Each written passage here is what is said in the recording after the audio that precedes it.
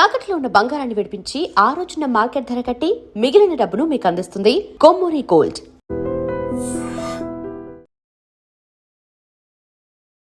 నమస్తే, welcome to iDream social spotlight with కవిత.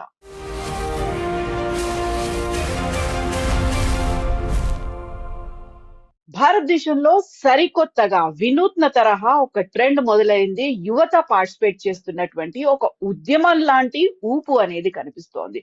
గంటల వ్యవధిలోనే లక్షల సంఖ్యలో ఫాలోవర్లని సొంతం చేసుకున్నటువంటి కాక్రోచ్ జనతా పార్టీ ఇప్పుడు ఒక ప్రభంజనంలా కనిపిస్తోంది, సంచలనం సృష్టిస్తోంది. ఎందుకని ఇది జెన్జీ మూవ్మెంట్ గా అభివర్ణిస్తున్నారు? యువత ఎందుకు కాక్రోచ్ జనతా పార్టీ వైపు అట్రాక్ట్ అవుతున్నారు? మనతో పాటుగా ఉన్నారు foundation for democratic reforms founder doctor Jayaprakash Narayana గారు. సార్ నమస్తే. నమస్తే కవిత.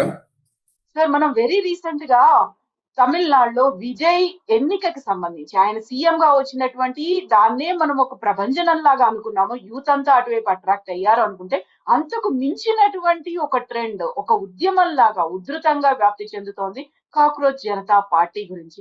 వాట్ ఎగ్జాక్ట్లీ ఈస్ హ్యాపెనింగ్ అంటే మీకు ఏమనిపిస్తోంది సార్ ఈ ట్రెండ్ చూస్తుంటే? కవిత, నేను చాలా కాలం నుంచి వాదిస్తున్నాను. ఆర్థికాభివృద్ధి కావాలి, కొంత జరుగుతోంది, కానీ నమూనా మారాలి.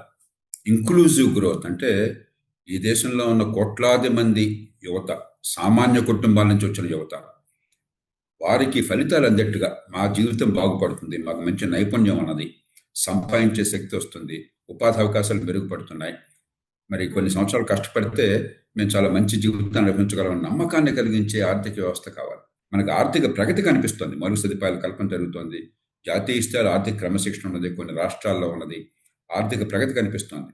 కానీ సామాన్యుల జీవితాలని విశేషంగా ప్రభావితం చేసేంత లేదు, ఇంక్లూజివ్ గ్రోత్ లేదు. దానివల్ల ఏమవుతుంది? ఓ పక్కనేమో ఆశలు పెరుగుతున్నాయి, social media, television, 24 hour TV, తర్వాత ఈ లైవ్ స్ట్రీమింగ్ ప్లాట్ఫామ్స్, వీటితో ఏంటంటే ఎంత అందమైన జీవితం సాధ్యమో కనిపిస్తుంది. పూర్వంలా కాదు. ప్రపంచంలో ఎక్కడేం జరిగినా కూడా మన కళ్ళకి వెంటనే మారుమూల పల్లెటూరులో ఉన్నా కూడా మనకి కనిపిస్తుంది, ఆశలు కనిపిస్తున్నాయి.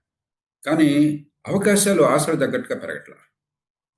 అంచేత రాజకీయ అస్థిరత్వం, మరి సమాజంలో అశాంతి, ఆర్థికంగా ఇబ్బందులు అనివార్యం దీన్ని మార్చకపోతే. అందుకే చాలా కాలం నుంచి నేను వాదిస్తున్నాను, ఒకటి మంచి ప్రమాణాల పాఠశాల విద్య, అసలు స్కూల్ విద్య మంచి ప్రమాణాన్ని లేకపోతే, ఆ పిల్లల నైపుణ్యాన్ని పెంచకపోతే, మంచి ఆరోగ్యం, చిన్న పట్టణాల అభివృద్ధి, నగరాల్లో కాస్త జీవన ప్రమాణాలను పెంచడం, ట్రాఫిక్ కానీ పొల్యూషన్ కానీ, నా బతుకు భవిష్యత్తులో బాగుంటుంది విశ్వాసాన్ని కలిగించడం, కొంతమేర కన్నా చట్టబద్ధ పాలన, బడితో వాడిదే బరి కాకుండా, ఇవి కనీసం ఇది చేయకుండా మనం ప్రస్తుతం నమూనాన్ని కొనసాగిస్తే 30-40 కోట్లతో ఎలక్షన్లో పోటీ చేస్తున్నాం, డబ్బులు పంచుతున్నాం, తాత్కాలికమైన తేడాలతో మభ్య పెడుతున్నాం, మళ్ళీ ఎడాపెడ డబ్బులు సంపాదిస్తున్నాం, ఎందుకంటే డబ్బులు ఖర్చు పెట్టాం కాబట్టి కొంత అభివృద్ధిని సాధిస్తున్నాం. కాబట్టి ఈ దేశంలో మనం గమనించినటువంటి అంతర్లీనంగా అసంతృప్తి గూడుకట్టున్నది. అందుకనే తమిళనాడు లాంటి రాష్ట్రంలో బాగా మిగతా రాష్ట్రాలతో పోలిస్తే అభివృద్ధి చెందుతున్న రాష్ట్రం, కాస్త వేగంగా అభివృద్ధి చెందుతుంది. అయినా కూడా ఈ అసంతృప్తి జ్వాలలు, యువతలు, జెన్జీ మీరు అన్నారే, ఆ జ్వాలలో ఒక అవకాశం దొరికినప్పుడు ఆ మార్గానికి వెళ్ళారు. కాబట్టి దేశం అంతా కూడా రాజకీయ పార్టీలు మేలుకోవాలి. ఆర్థికాభివృద్ధి కోసం గట్టిగా పాటుపడే పార్టీలేమో ఆర్థికాభివృద్ధి ఒక్కటే చాలదు, అందరినీ కలుపుకునే అభివృద్ధి కావాలి, నమూనా మార్చాలి. సంక్షేమమే పరమావధి అనుకునే పార్టీలు ప్రజలు బిచ్చగాళ్ళు కాదు, తాత్కాలికమైన సాయం చేయడం కాదు, దీర్ఘకాలంగా జీవితాలు బాగుపడాలంటే ఆర్థికాభివృద్ధి అందరినీ కలిగిపోయేటువంటిది కలవాలి చెప్పని రెండు పక్కల కూడా అన్ని పార్టీలు కలిసిపోవాలి. మనకేమవుతుందంటే రాజకీయం, అధికార క్రీడ మన మీడియాలో కానీ, మన సోషల్ మీడియాలో కానీ పొద్దున సాయంత్రం దాకా ఈ పార్టీ ఆ పార్టీ, అలా పక్షపాత రాజకీయ దృష్టితో చూడకుండా ఒక మౌలికమైనటువంటి ఆర్థిక సామాజిక సమస్య సమాజంలో ఉన్నది, దాన్ని అధిగమించగలం, దానికోసం ఏకాభిప్రాయం కావాలి. ఈ యువతలో ఉన్న ఎనర్జీని, ఈ ఆర్తిని మనం సరైన మార్గాన్ని మళ్లించాలి. సో ఇది ప్రాపర్ లైన్స్ లోనే వెళ్తోంది అనిపించింది అసలు మీ కాక్రోచ్ జనతా పార్టీ అనేది? జస్టిస్ సూర్యకాంత్ చేసినటువంటి వ్యాఖ్యల నేపథ్యంలో ఒకటి అప్పటికప్పుడు పుట్టినటువంటి పార్టీ, ఏఐతో తీసుకున్నారు, లేకుంటే కాన్వాతో జనరేట్ చేసుకున్నారు, సోషల్ మీడియా అకౌంట్స్ పెట్టుకున్నారు. బట్ దీన్ని మనం మెయిన్ స్ట్రీమ్ లో డైరెక్ట్ గా చూసేంత ఇన్వాల్వ్మెంట్ అనేది ఉంటుందా? అలాంటి రివల్యూషన్ తీసుకొస్తుంది అనిపిస్తుందా సార్? ముందు ప్రధాన న్యాయమూర్తి వ్యాఖ్యలను గురించి. అది అనుచితమైన వ్యాఖ్యలు, అదుపు తప్పిన వ్యాఖ్యలు, తొందరపాటుతో చేసిన వ్యాఖ్యలు. కొంతమంది ప్రైవేట్ సంభాషణలో నోటుకొచ్చినట్టు మాట్లాడతారు, ఆలోచన లేకుండా, ముందు చూపు లేకుండా, అన్ని అన్ని విషయాల్ని పరిగణలో తీసుకోకుండా, సమాజంలో సమన్వయం లేకుండా. ఆ రకంగా కీలక స్థానాల్లో ఉన్నారు. రాజకీయంలో కావచ్చు, పరిపాలనలో కావచ్చు, న్యాయ వ్యవస్థలో కావచ్చు, మీడియాలో కావచ్చు, పౌర సమాజంలో కావచ్చు, నోటుకొచ్చినట్టు ఏకపక్షంగా మాట్లాడడం ఎంత ప్రమాదకరమో మనకు స్పష్టంగా రుజువు చేసింది. నేను తర్వాత విన్నాను, ప్రధాన న్యాయమూర్తి గారు క్షమాపణ చెప్పారు, మన్నించండి చెప్పని. వక్రీకరించారు అనేది కూడా ఉంది. కనీసం ఇది ఒక కాషనరీ టేల్ అంటాం. అంటే 10 మందికి అవాకులు చెవాకులు నోటుకొచ్చిన దుర్భాషలాడటం, తోడనాడటం, అదుపు లేకుండా ప్రవర్తించటం కీలక స్థానాల్లో ఉన్నవాళ్ళు. అలా చేస్తే ఎంత ప్రమాదం ఉంచుకొస్తుందో చెప్పన్నది అర్థమైనట్టయితే కనీసం కొంతమేరకు ఫలితాలు ఇస్తుంది. ఇక రెండోది, నేను ఈ సోషల్ మీడియాలో ఇది చూడలే. నేను నా బృందం నా దృష్టి తీసుకొచ్చింది, మీలాంటి వాళ్ళ దృష్టి తీసుకొస్తున్నారు. కానీ మనం ఏంటంటే అధికార క్రీడ పరమావధిగా ఉన్న రాజకీయంలో ఉన్నాం. మన సమాజంలో ఒక 2020 క్రికెట్ మ్యాచ్ లాగా మనకి వీడు గెలుస్తాడా వాడు గెలుస్తాడా, వీడికి లాభం వాడికి లాభం ఆలోచిస్తున్నాం. కానీ మనకి లాభం ఏంటి? పౌరులంగా, పన్ను కట్టే వాళ్ళంగా, ఓటు వేసే వాళ్ళంగా మన పిల్లల భవిష్యత్తు ఏంటన్న దాని మీద దృష్టి పెద్దగా పెట్టట్లా. ఎంతసేపటికి ప్రతిదాన్ని ఒక పక్షపాత రాజకీయ కోణంలో వచ్చారు. రాజకీయ కోణంలో చూడాలి. రాజకీయ కోణం అంటే నేను పన్నులు కడుతున్నాను, ఓటు వేస్తున్నాను, నా బతుకుల్ని, నా సమిష్టి అవసరాలని తీర్చేందుకు, నా పిల్లల భవిష్యత్తును కాపాడేందుకు ఏ నిర్ణయాలు జరుగుతున్నాయి, పర్యవసానం ఎట్లా ఉంది, అది నిజమైన రాజకీయం. వీడు గెలుస్తాడా ఆడు గెలుస్తాడా, ఇది నిజమైన రాజకీయం కాదు. ఇది పక్షపాత రాజకీయం, కుహన రాజకీయం. ఇది అధికార క్రీడే రాజకీయం అనుకుంటే అంతకంటే పొరపాటు లేదు. కాబట్టి ఇలాంటి జరిగినప్పుడు రాజకీయ పార్టీలు ఖచ్చితంగా దాన్ని ఉపయోగించుకుంటాయి, అనివార్యం. అది దాని గురించి పెద్దగా ఆలోచించకూడదు. దాని వెనకాల ఉన్న ఆర్తిని గమనించాలి. యువతలో, దేశంలో అన్ని ప్రాంతాల్లో కులం, మతం, ప్రాంతం, భాష నిమిత్తం లేకుండా అందరిలో కూడా ఒక కొంత ఆవేదన, కొంత కసి, కొంత కోపం ఉన్నాయి. వాళ్ళు ఏ పాపం ఎరగకుండా, వాళ్ళ తప్పేం లేకుండా వాళ్ళకి మంచి ప్రమాణాలు ఇచ్చి అందకుండా చేసింది ఈ వ్యవస్థ. నైపుణ్యం లేకుండా చేసింది ఈ వ్యవస్థ. అందుకని ఇంజనీరింగ్ చదివాలనుకోండి, 15 లక్షల మంది ఇంజనీరింగ్ చదివితే డిగ్రీ ఉంటుంది, కానీ దానిలో 1,500,000 2 లక్షల మందికి కాస్త ఇంజనీరింగ్ పరిజ్ఞానం ఉందని అందరూ చెప్తున్నారు. ఎన్నో సర్వేలు రుజువు చేశాను. కాగితమే డిగ్రీ ఉందంతే. మన రాజకీయంలో వీళ్ళు ఏం చేస్తున్నారు, అన్ని పార్టీలు కూడా మభ్యపెట్టి ప్రజల్ని, మీకేదో గొప్ప భవిష్యత్తుని మేము ఇస్తున్నాము, గవర్నమెంట్ ఉద్యోగాల్లో చేరండి. ఇప్పుడు తెలంగాణ తీసుకోండి, వాళ్ళు ఏమన్నారు, job calendar. Andhra Pradesh mega DSC. అంటే ఉన్న కొద్ది ప్రభుత్వ ఉద్యోగాలు 100-200 ఉంటే లక్షల మందికి ఉపాధి కలిగిస్తుందనే భ్రమని కలిగించి దాని మీద కోలాహలాన్ని సృష్టించి యువతని మభ్యపెడుతున్నారు. కానీ చివరికి ఏమవుతుంది, ఆ 100 ఉద్యోగాలే ఉండేది, మరి లక్షల మంది పోటీ పడతారు, మిగతా వాళ్ళతో ఏమవుతారు? మార్కెట్లో మనకు కావాల్సిన వస్తువులు సేవలన్నీ మార్కెట్లో అంతాను. ఇప్పుడు మీరు మనం చర్చించుకుంటున్నాం, ప్రజల్లో కాస్త ఆలోచన పెంచాలి, కొన్ని వాస్తవాల ఆధారంగా కొన్ని నిర్ణయాలకు ప్రజలు రావాలని ఒక సేవను మీరు అందిస్తున్నారు. ఇది ఎవరు చేస్తున్నారు? మీరు చేస్తున్నారు, మీ ఛానల్ చేస్తుంది, గవర్నమెంట్ చేయట్లా. ఇప్పుడు మనం వేసుకునే దుస్తులు కావచ్చు, ఆ జేబులో ఉన్న పెన్ కావచ్చు, చేతుకున్న వాచ్ కావచ్చు, వాడే మొబైల్ ఫోన్ కావచ్చు, ఇవన్నీ గవర్నమెంట్ చేయట్లా. ఇవన్నీ చేస్తుంది మార్కెట్. ఉత్పత్తి ఎక్కడ జరిగితే ఉపాధి అక్కడ ఉంటుంది. మనం అనుకుంటున్నాం ఉత్పత్తి జరగని చోట ప్రభుత్వంలో ఉపాధి ఉంటుంది అనుకుంటున్నాం. ఉపాధి ఎట్లా వస్తుంది? సమాజ అవసరాలను కనుక నేను తీరిస్తే, సమాజంలో ఒక సేవ కానీ వస్తువు కానీ అవసరమైతే మంచి నాణ్యత కలది, పోటీకి తట్టుకునేది, మంచి ధరకి నేను అందించగలిగితే, దాన్ని అమ్ముకుంటే వచ్చే ఆదాయం నాకు ఉపాధి అవుతుంది. సమాజానికి అవసరాలు తీరుతాయి. అవసరాలు తీర్చని ఉపాధి సాధ్యం కాదు.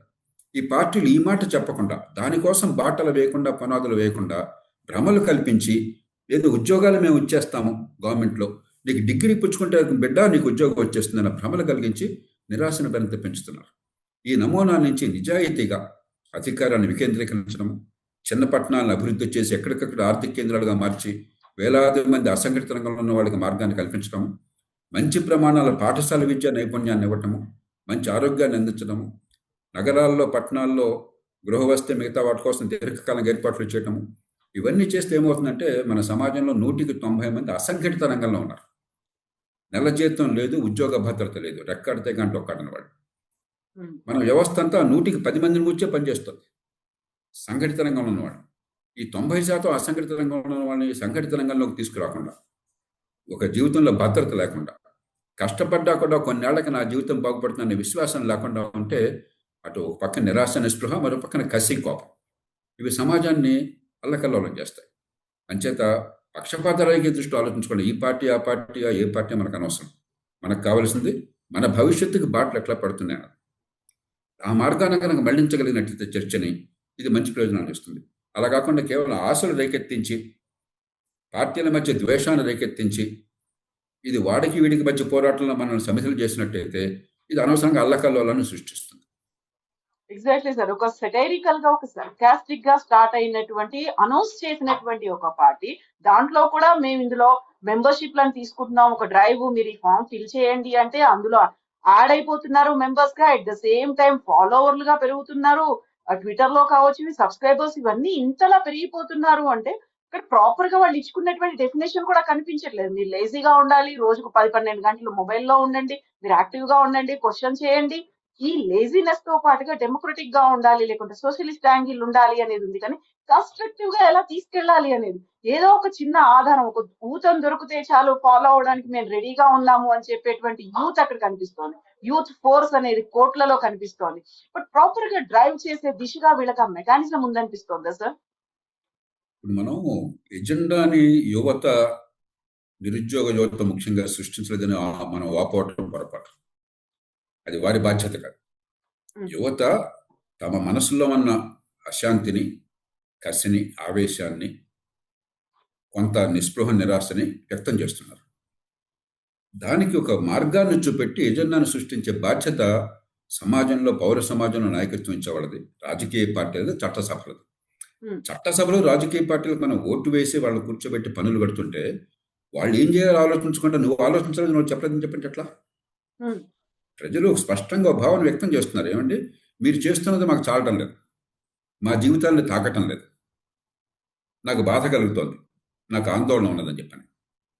ఆ ఆందోళనకి, ఆ బాధకి ఒక మార్గాన్ని చూపెట్టి పరిష్కారాన్ని చూపెట్టే బాధ్యత అధికారంలో ఉన్న వాళ్ళది, పౌర సమాజంలో మీది, నాది కూడా. నేను కేవలం అధికారంలో పార్టీలది అంటలా, ప్రభుత్వాలది అంటలా, పౌర సమాజంలో ఉన్న మన అందరి నిర్మాణాత్మక మార్గం చూపెట్టే బాధ్యత. కాబట్టి ఆ యువతను నిందించడం నన్ను ఒప్పుకోను. మనం చూడాల్సిన యువత నుంచి నిరాశ, నిస్పృహ, ఆవేదన, ఆందోళన, భవిష్యత్తు బాగుండాలన్న ఆశ, కోరిక కనిపిస్తున్నాయి. అది అనుకున్నంత స్థాయిలో జరగటం లేదు. మనం దానికి ఒక మార్గాన్ని చూపెట్టడం ఒకటి, ఒక నమ్మదగిన మార్గాన్ని, నిర్దిష్టమైన మార్గాన్ని, నేను కష్టపడితే నా భవిష్యత్తు బాగుంటుందని విశ్వాసాన్ని కలిగించే మార్గాన్ని. రెండో పక్కన అద్భుతాలు ఏమి జరగవు. మానవ సమాజంలో ఒక బటన్ నొక్కితేనో, లేకపోతే స్విచ్ చేస్తేనో, సినిమా సీన్ లాగా మరుక్షణం అద్భుతాలు జరగవు. అది సినిమాల్లో జరుగుతుంది. ఒక హీరో నిన్నటి దాకా పాపం నిరుపేదగా ఉండి కష్టాల్లో ఉంటే మన్నాటి కోటీశ్వరుడు అయిపోతాడని చెప్పిన. అది జీవితంలో జరగదు. మన పునాదులు వేయాలి, కష్టపడాలి. కాబట్టి ఆ ఓపిక ఉండాలి అని చెప్పంటే, మీరు ఒక నిర్దిష్టమైన మార్గాన్ని, నమ్మదగిన మార్గాన్ని, నా జీవితం బాగుపడుతుంది, నాకు అవకాశం దొరుకుతుంది, నమ్మకం కలిగించే మార్గాన్ని చూపెట్టాలి. నిరంతరం కొంత ఓర్పు, కష్టపడే తత్వము, నైపుణ్యము, ఇవి లేకపోతే అభివృద్ధి సాధ్యం కాదు. వ్యక్తికి కానీ సమాజానికి కానీ వృద్ధి చేయాలి. ఈ రెండు చేసే బాధ్యత రాజకీయ వ్యవస్థది, పౌర సమాజానిది, సమాజంలో కాస్త కూస్త పలిపడిన వాళ్ళది. మనం ఆ పని చేయకుండా యువతను పట్టుకుని నువ్వు పరిష్కారం చూపెట్టని చెప్పంటే అది సరైనది కాదు. కాక్రోచ్ జనతా పార్టీ అనే ఒక పేరుని అనౌన్స్ చేసిన వెంటనే గంటల్లోనే, ఆల్మోస్ట్ ఒక 3 days లోనే ఇంత పెద్ద ఎత్తున ఉద్యమం లాగా సోషల్ మీడియాలో వచ్చింది. గతంలో ప్రతిసారి ఒక మాట చెప్తుండేవాడు, శ్రీలంకలో వచ్చింది, బంగ్లాదేశ్ లో వచ్చింది, నేపాల్ లో వచ్చింది, అలాంటి జెన్జీమ్ ఉద్యమము, యువత రోడ్ల మీదకి వస్తారు అనేది. ఇది నెక్స్ట్ అటువైపు టర్న్ అవ్వకుండా ఉండాలి అంటే తీసుకోవాల్సినటువంటి చర్యలు ఏముంటాయి సార్? నేను గమనించుంటాను, మీరు గత కొద్ది సంవత్సరాలుగా నేను మళ్ళీ చెప్తున్నాను. Inclusive, sustained, high economic growth, అందరినీ కలుగుపోయి అందరికీ భాగస్వామ్యం ఉండేటువంటిది, దీర్ఘకాలం కొనసాగేది సస్టైన్డ్, అత్యధిక స్థాయిలో ఆర్థిక ప్రగతి. ఇంక్లూజివ్, సస్టైన్డ్, హై అంటే ముందు సస్టైన్డ్ హై గ్రోత్ కావాలని చెప్పంటే ఆర్థిక క్రమశిక్షణ ప్రభుత్వాలకి. ప్రభుత్వాలు దివాలా తీసి మన ఆంధ్రప్రదేశ్, తెలంగాణలో మనం చూస్తున్నాం. ఉన్న డబ్బంతా విచ్చలవిడిగా తాత్కాలికమైన అవసరాలకో, రాజకీయ అవసరాలకో, దుబారాకో ఖర్చు పెట్టేసి, రేపొద్దున డబ్బులు లేవని చేతులెత్తేసి పిల్లల మీద అప్పుల భారాన్ని పెంచి ఆస్తులు పెంచకుండా, నైపుణ్యాన్ని ఇవ్వకుండా, సంపాదించే శక్తిని ఇవ్వకుండా, ఉపాధి కల్పన చేయకుండా ఉంటే మొత్తం వ్యవస్థ గల్లంతైపోతుంది. రెండోది, మీరు ఏ కుటుంబమైనా చూడండి, ఏదో లాటరీలో లేకపోతే రియల్ ఎస్టేట్ పక్కన పెట్టేయండి, కానీ ఏ కుటుంబమైనా బాగుపడ్డారో ఒక తరం కాలంలో, ఒక సామాన్య కుటుంబం నుంచి మధ్యతరగతి, మధ్యతరగతి యుగ మధ్యతరగతి ఎదిగారు అని చెప్పంటే నా కుటుంబంతో సహా ఏ కుటుంబం అయినా సరే. ఎక్కడ జరిగింది అది? మంచి ప్రమాణాల విద్య, అంటే ఊరికి ఉత్పత్తి విద్య కాదు. 10th క్లాస్ ఇంటర్మీడియట్ పాస్ కావటం, 90% మార్కులు రావటం కాదు, డిగ్రీ కాగితం రావటం కాదు. నిజమైన నైపుణ్యం, నిజంగా ఉపయోగించే శక్తి, మనం తెలుసుకున్నదాన్ని ఉపయోగించే శక్తి సమాజంలో సమస్యల పరిష్కారం కోసం ఏ పిల్లలకు అబ్బిందో ఆ పిల్లలు, ఆ కుటుంబాలు బాగుంటాయి.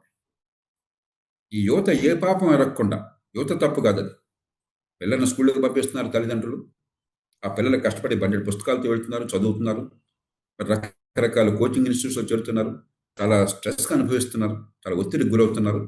కానీ బట్టి పట్టడం, కాపీ కొట్టడం తప్ప పిల్లల మేధస్సు వికసించి నైపుణ్యాన్ని ఇచ్చే విద్య అందటం లేదు. సమాజంలో అందరికీ అవకాశం రావాలంటే అతి కీలకమైన అంశం. ఇప్పుడు చైనా లాంటి దేశం సాధించిన అంశం ఏంటంటే ప్రతి బిడ్డకి మంచి ప్రమాణాల విద్యా నైపుణ్యాన్ని 10-11 తరగతుల లోపల అందించారు. ఖచ్చితంగా ఆ మాట నేను స్పష్టంగా చెప్పగలను. మన దేశంలో 100కి 10-15 మందికి, 20 మందికి అందుతుంది. ఆ 80 మంది సంగతి ఏమిటి? కాబట్టి వెంటనే యుద్ధ ప్రాతిపదికన చేయవలసింది ఉన్న డబ్బులతోనే, పెడుతున్న ఖర్చుతోనే మంచి ప్రమాణాల విద్యని, నైపుణ్యాన్ని ప్రతి బిడ్డకి, డబ్బులున్న బిడ్డలకు కాదు, ఇంటర్నేషనల్ స్కూల్స్కి వెళ్ళే వాళ్ళకి కాదు, ఖరీదైన ఫీజులు కట్టే స్కూళ్ళకు ఉన్న వాళ్ళకి కాదు, ప్రతి స్కూల్, గవర్నమెంట్ స్కూల్ కానీ, ప్రైవేట్ స్కూల్ కానీ, ప్రతి బిడ్డకి మంచి ప్రమాణాల విద్య, దేవుడిచ్చిన తెలివితేటతో ఉపయోగపడే విద్య. మంచి ఆరోగ్యానికి మన దేశంలో మంచి అవకాశాలు ఉన్నాయి, తక్కువ ఖర్చుతో. కొన్ని అడపాదడపా చేస్తున్నా కానీ సమగ్రమైన విధానం లేదు. చిన్న పట్టణాల అభివృద్ధి, చిన్న పట్టణాలు లేకపోతే అంతా హైదరాబాదు, బెంగళూరు, ముంబై, చెన్నై అన్నట్టయితే ఎంతమంది రాగలరు ఇక్కడికి? ఇక్కడికి వచ్చిన వాళ్ళేమో జీవితంలో నరకం అనుభవిస్తున్నారు పాపం. సంపాదన, ఆదాయం తక్కువ ఉండి, దూర ప్రాంతాల నుంచి ఒంటరిగా వచ్చి కుటుంబం కూడా లేకుండా, రెక్కాడితే కానీ డొక్కాడక, రేపొద్దున ఒకరోజు పని లేకపోతే పస్తులుండి, ఒకరోజు జబ్బు చేస్తే సంక్షోభంలోకి వెళ్ళి, మరి ఎక్కడో దూరాన మారుమూల ఉంటూ రోజు 15-20 కిలోమీటర్లు అటు ఇటు ప్రయాణం చేస్తూ నరకం అనుభవిస్తున్నారు. ఇక్కడ రాలేని వాళ్ళు మరి అక్కడ ఆర్థికంగా అవకాశాలు కల్పించకపోతే ఎట్లాగా? కాబట్టి పెద్ద ఎత్తున చిన్న పట్టణాల అభివృద్ధి. ఎంతసేపు హైదరాబాద్ అభివృద్ధి అంటే నాకు ఇష్టం, నేను హైదరాబాద్ వాసిని, మనందరం హైదరాబాద్లో ఉన్నాం. ఇవాళ పేపర్లు చూస్తున్న మెట్రో సెకండ్ ఫేజ్ అన్నారు, మరొకటిన్నారు, ఏదో చేస్తారు, కొన్ని మంది బాగుంటాయి, కొన్ని బాగుండవు, పక్కన పెడదాం. ఇది వద్దని నేను అంటలే. కానీ మన దృష్టి చిన్న పట్టణాల మీద, 50,000 జనాభా, 30,000 జనాభా, 1,00,000 జనాభా లోపల ఉన్న వాటిని, అక్కడ మంచి మౌలిక సదుపాయాలు, ఆర్థిక అభివృద్ధికి ఏర్పాట్లు చేసి అక్కడ ఉపాధి కల్పన చేస్తే కోట్లాది మంది సామాన్య కుటుంబాలకి గౌరవప్రదమైన జీవితము, సంఘటిత రంగంలో స్థానం లభిస్తాయి. ఆ తర్వాత మహానగరాల్లో ఈ బతుకు నరకం కాకుండా వలస వచ్చిన వాళ్ళకి కానీ, పేదలకు కానీ, మధ్యతరగతికి కానీ, మనకి ట్రాఫిక్ కానీ, లేకపోతే పొల్యూషన్ కానీ, లేకపోతే మంచినీళ్ళు, మురుగునీటి పారుదల, వర్షం వస్తే వరదలు రాకుండా ఏర్పాటు చేయడం, ఇవి చేయడం. కొద్ది మేరకైనా చట్టబద్ధ పాలన. నిన్న మధ్య చూసాం, బడితున్నవాడిదే బర్రె, మరి సంపన్న కుటుంబాలు, అధికారం ఉన్నవాడితే వాడికి ఏం జరుగుతున్న భావం ప్రజల్లో ప్రబలిపోయింది. ఇది వాస్తవం కూడా. అలా కాకుండా ఒక్కరోజు అద్భుతాలు చేయలేకపోయినా కూడా చట్టం అందరికీ సమానంగా ఉంటుంది, సామాన్యుడికి రక్షణ ఇస్తుందన్న విశ్వాసం కలిగించే ఏర్పాట్లు. ఇందుకోసం ప్రభుత్వాలు అనుకునేది. ఇవి చేయండి, వేగంగా చేయండి, పద్ధతి ప్రకారం చేయండి, ప్రజలు విశ్వసించదగ్గ చేయండి. అప్పుడు ప్రజలకి ఇదిగో మీకు ఖచ్చితంగా ఒక రోడ్ మ్యాప్ అన్నది, మీ జీవితం రేపొద్దున అందంగా ఉంటుంది, ఒక్కరోజున అద్భుతాలు జరగవు. కష్టపడకుండా మన సమాజంలో, సంస్కృతిలో, మన ఇతిహాసాల్లో, మన నీతి కథల్లో చెప్పేది ఏమిటి? కష్టపడితే ఫలితం, కష్టే ఫలి అని చెప్పాను. కష్టపడితే ఫలితం వస్తుంది. ఇప్పుడు ప్రస్తుతం కష్టపడ్డా ఫలితం లేదన్న పరిస్థితి ఉన్నది. కాదు, ఫలితం వస్తుందని విశ్వాసాన్ని కలిగించండి, ఖచ్చితంగా మన సమాజంలో అద్భుతమైన విలువలు ఉన్నాయి. కాబట్టి ఈ పిల్లలే ఈ సమాజానికి గొప్ప ఆధారం అవుతారు. అంచేత మన ఎదురుగా బలమైన ఎజెండా ఉంది. దాని మీద అధికారంలో ఉన్నవాళ్ళు దృష్టి పెట్టలేదు, ప్రతిపక్షాలు దృష్టి పెట్టట్లా. అధికారంలో ఉన్నవాళ్ళు ఏదో మౌలిక సదుపాయాలు బాగా కల్పించండి, పెద్ద పెద్ద ప్రాజెక్టులు వేస్తాం, తీసుకురండి, ఆర్థిక అభివృద్ధికి బాటలు వేస్తాం, పెట్టుబడులు పెంచుతాం, సంతోషం, చాలా అవసరం. ఆర్థిక అభివృద్ధి ఖచ్చితంగా అవసరం, కానీ అది ఒక్కటే చాలు. అందరినీ కలిపిపోయే అభివృద్ధి కావాలి. ప్రతిపక్షాలు ఉన్న వాళ్ళు అన్నీ ఉచితంగా ఇస్తాం, అన్నీ ఫ్రీగా ఇచ్చేస్తాం. రెండు పక్కలా కూడా చాలా దూరదృష్టి లేకుండా ప్రవర్తన చేస్తున్నారు. దాని నుంచి బయటపడి ఒక ఏకాభిప్రాయం రావాలి. ఇంక్లూజివ్ గ్రోత్, అందరినీ కలిగిపోయేటువంటి, అందరికి అవకాశాలను ఇచ్చేటువంటి, సమగ్రమైనటువంటి, వేగంగా జరిగేటువంటి, దీర్ఘకాలంగా నిలబడేటువంటి ఆర్థిక ప్రగతికి బాటలు వేసినట్టయితే ఖచ్చితంగా ఈ యువత ఈ దేశానికి ఒక గొప్ప వరం. డెమోగ్రాఫిక్ డివిడెండ్ అంటాం. ప్రపంచంలో ఏ దేశానికి లేని వరం మన దేశంలో ఉంది. పనిచేసే వయసులో ఉన్నవాళ్ళు అతి ఎక్కువ సంఖ్యలో ఉంది భారతదేశంలో. వాళ్ళని ఉపయోగించుకోకుండా మనం దుర్వినియోగం చేయడం ఈ సమాజం తప్పు, ఈ రాజకీయం, ఈ పరిపాలన తప్పు. Sir thank you so much sir. ఎటువైపు వెళ్తుంది, ఎంతకాలం కొనసాగుతుంది అనేది. Thank you so much sir. Thank you. Thank you.